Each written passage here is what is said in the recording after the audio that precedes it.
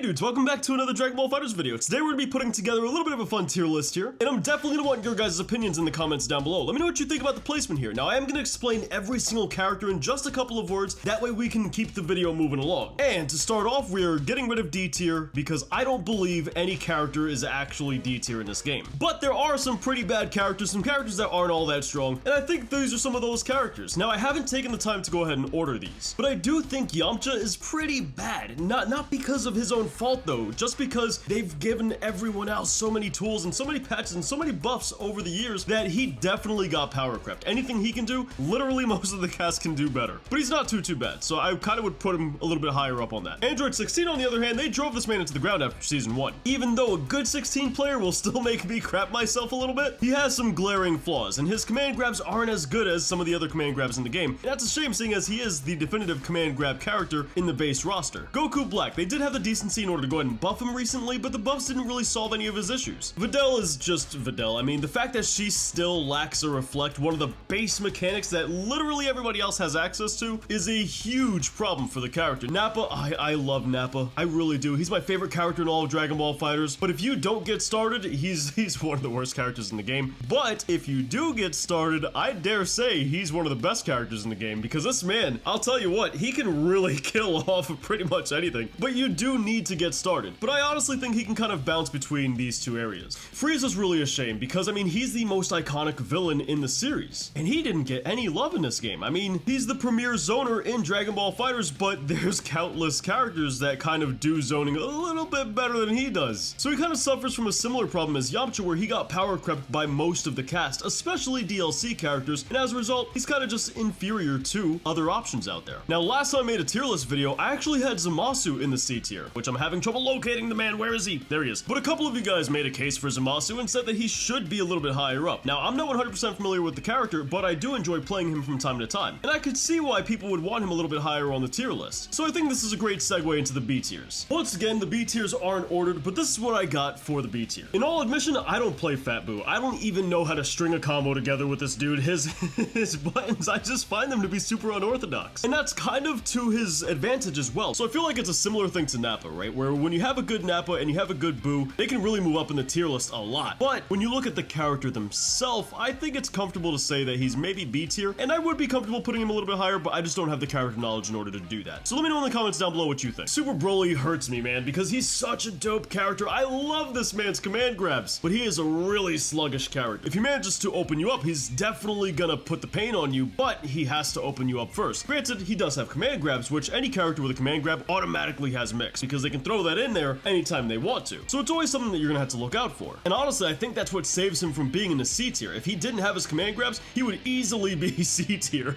without any chance of going higher. Super Baby 2, pretty awesome character. I like him a lot. As a good baby player would use their ki blasts in order to dominate the neutral, the game isn't really neutral based in the first place, since you have great assists that can help you get in. So you can really just negate all of his pressure pretty easily if you are at the same skill level as the baby player you're fighting. Super Vegeta, I feel like he also got power crept. Season 1, his assist was like the go-to assist, but now you have a lot of different options out, and as a result, there's not as much of a reason to play him. Plus, just like Super Saiyan Goku, he's kind of the introduction character that kind of gets you used to the gameplay mechanics, so they're kept a little bit more simplistic, that way you can ease a new player into the game. Tien, although the guy hits like a truck, that's about all he does. I mean, granted, he does have a command grab, which once again, as we said with Super Broly, immediately gives Tien some mix. You know what? I think it might be worth putting him into the A tier. Let me know what you guys think about that. Is that too far, or should he stay in B? Blue Vegeta. His air ki blasts, I really believe, help him out a lot, and they're pretty strong if you ask me. Master Roshi, once again, just like the more unique characters in the game like Nappa and Fat Boo, I feel like he can easily sit in B tier, because not only does he have nice pressure, he's also got the command grab, which is pretty slow, but, you know, he's also got the shocker, you know, which is a great anti-air option, catch people jumping off guard, and his super dash replacement is actually pretty good, as it keeps you right on top of the opponent and doesn't push you as far back away. So like, these things work to his benefit for sure. Am I the only one who feels like when I play Jiren, I always feel like I'm about to drop a combo? There's something about his animations that make me nervous about dropping a combo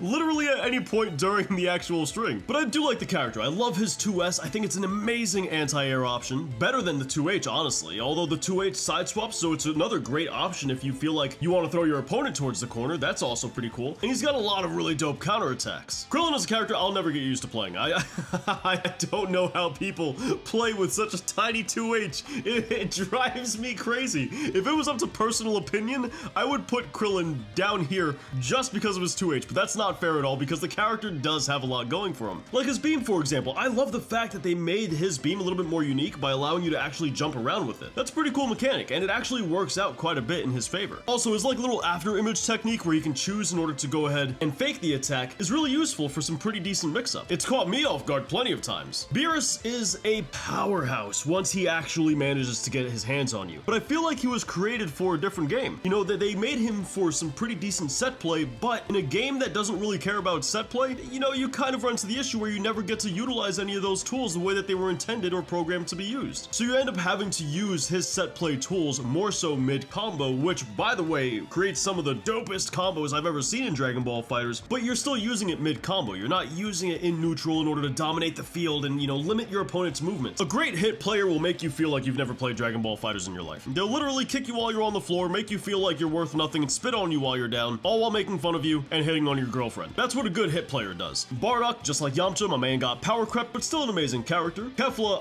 I'll be honest, I don't know enough about this character in order to like adequately judge her, but when I see a good Kefla player, I might need to go change my underpants. They are no joke. They really apply some crazy pressure that I can't keep up with half the time, and they're a blast to watch. I love Kefla combos. Android 17, similar thing. I don't fight enough of these guys, but when I do fight a good one, they make me afraid. But I'll be honest, I oftentimes don't struggle to block their Rekka. Now, Janemba's a character who's got amazing options at his disposal, but God forbid you press a button and you miss. Pressing a button with Janemba is the equivalent of getting married without any prenup, because you're dedicated to that thing, and you're not going anywhere. The millisecond you do, your opponent's taking everything from you, and in the case of Dragon Ball FighterZ, that's gonna be your life. So good luck recovering on a whiffed attack. And Cooler is pretty similar in that regard, where he also has some pretty committal buttons, and although his buttons have range on them, they're also pretty slow, which is a shame when you have characters like Android 21 in the game who's got really fast, long-range attacks. Adult Gohan finally feels like a complete character once you level up, and it's a shame that you gotta spend meter in order to get there in the first place. Now we got the A tiers. And honestly, I think I'm gonna adjust some characters. I really think Master Roshi could go in the A tier, as well as Baby. And while we're at it, we might sneak Bardock there, just, you know, pay him no mind. He got a free pass there, because he is really a good character. But alongside them, here's the rest of the cast. Once again, not really ordered, but Trunks is an amazing character. He's able to dish out some really good damage. I think he's definitely the most scary when he's either A, got an assist to work with in order to cover his flips for good mix-up, or B, in the anchor position with sparking in order to really dish out some heavy damage. Android 18, I feel like this character is really nuts. With her Android 17 assist that she's got going on, being able to call him in for some great Oki and pressure, it's ridiculous. I really struggle blocking against a good Android 18 player. Gogeta honestly can go into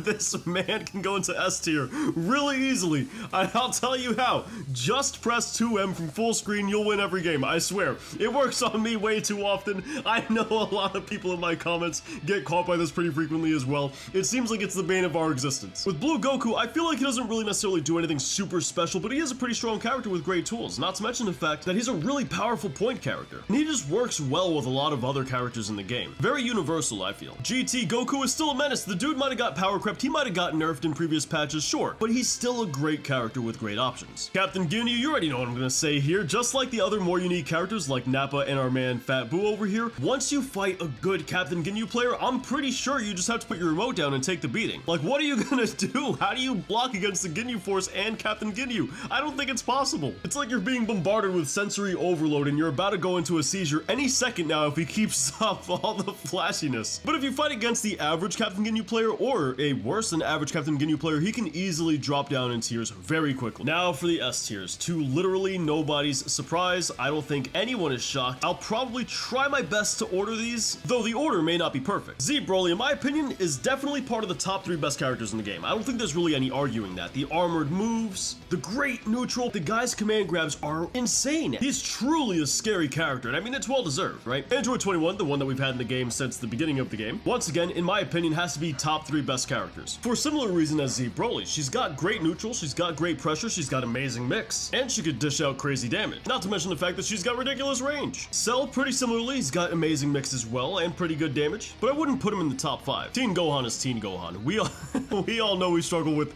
a Teen Gohan player who mashes light attack. Once again, not in the top 5 necessarily though. Base Vegeta, a really strong character. Definitely a top 5 if you ask me. And there's kind of a theme throughout all of these, right? They all have great mix, great pressure, along with great neutral. There's pretty much nothing that these characters lack lack at, and if there is something, it's only one or two small things, and UI Goku is no different. The amount of damage UI Goku gets off of pretty much anything at all, for no effort at all whatsoever, is absurd. It's honestly a bit worrying if you end up getting hit by him. I think that's what solidifies his place here in the S tier. Base Goku is an asset on any team. You can literally throw him on any team that you make, and he'll definitely help it out. Add on top of that, he's got one of the most damaging level 3s in the game with the Spirit Bomb, and you got yourself a really incredible character. I feel very similarly about Gotenks. While he doesn't necessarily have a Spirit Bomb in his back pocket, he's still a great character with amazing pressure. Piccolo? I didn't realize he was up here. Alright, so Piccolo, well, he could certainly earn his place in the S tier. Now don't get me wrong, it would be fair in order to put him maybe towards the bottom of S tier, or maybe even the top of A tier, but the character's really strong. We all know what a good Piccolo player can do. We've seen pro players time and time again really show us the power of this character, so I think I want to keep him here in the S tier. His pressure is just too good, and he has ridiculous damage output if you really optimize those combos. Gogeta, look, this guy's lariats are incredible, not to mention the fact that they lead to great combos as well. His Ki Blast oftentimes catches people off guard too, and his Quarter Circle Backlight Medium and Heavy are